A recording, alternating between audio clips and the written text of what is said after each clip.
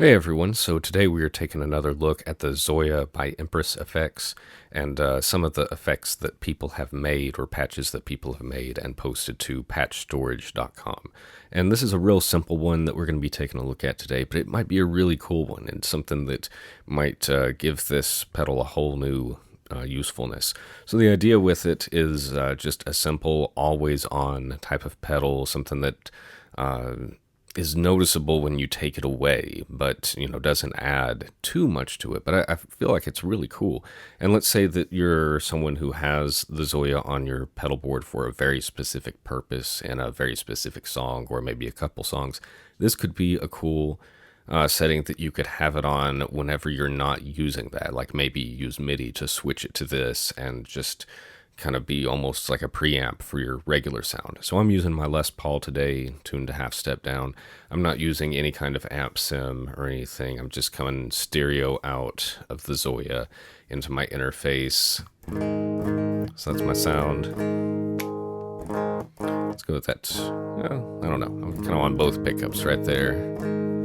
That's my neck, or excuse me, my bridge pickup. Neck pickup. Might as well kind of go between those.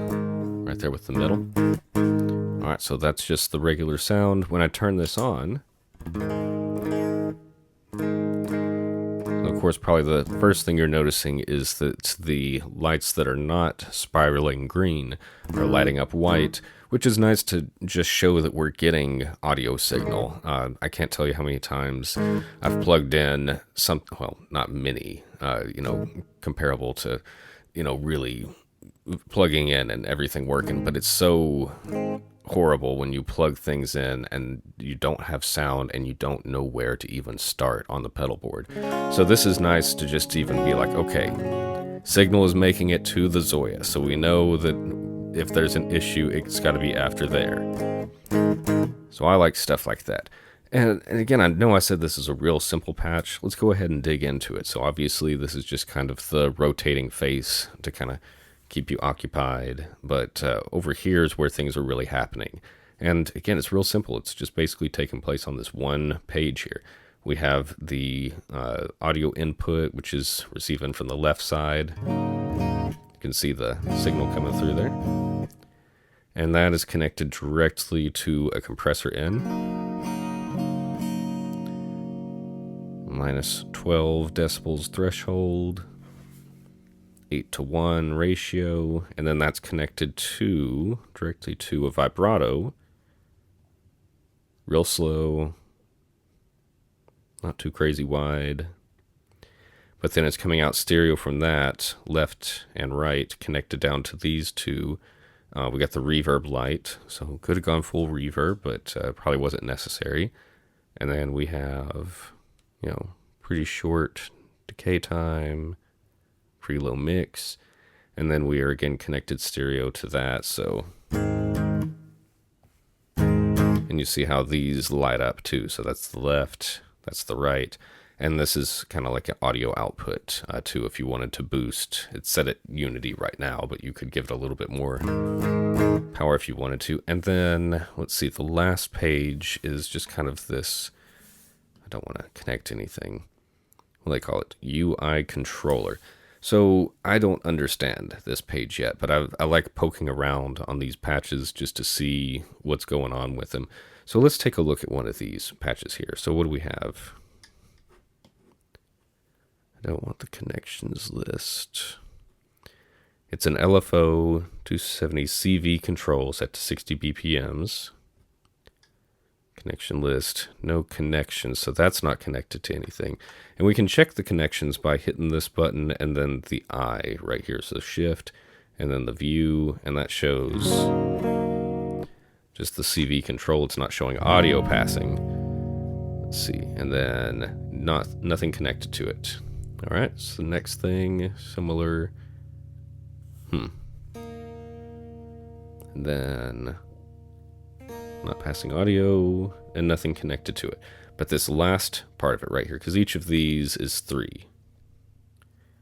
Like that's 1, 2, 3, that's another one, here's one, that's one, and then the bottom one. So let's see.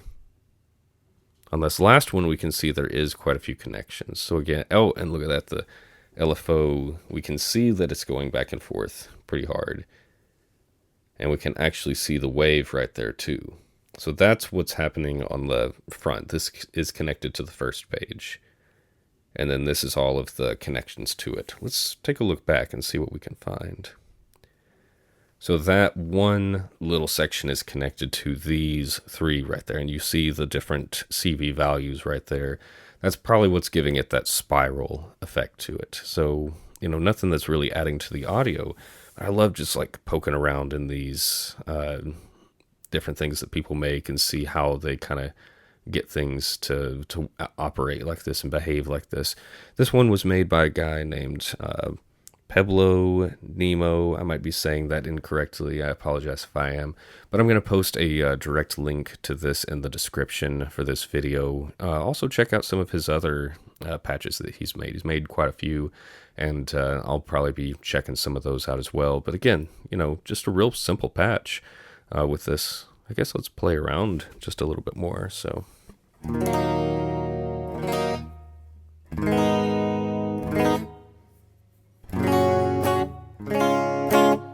Versus.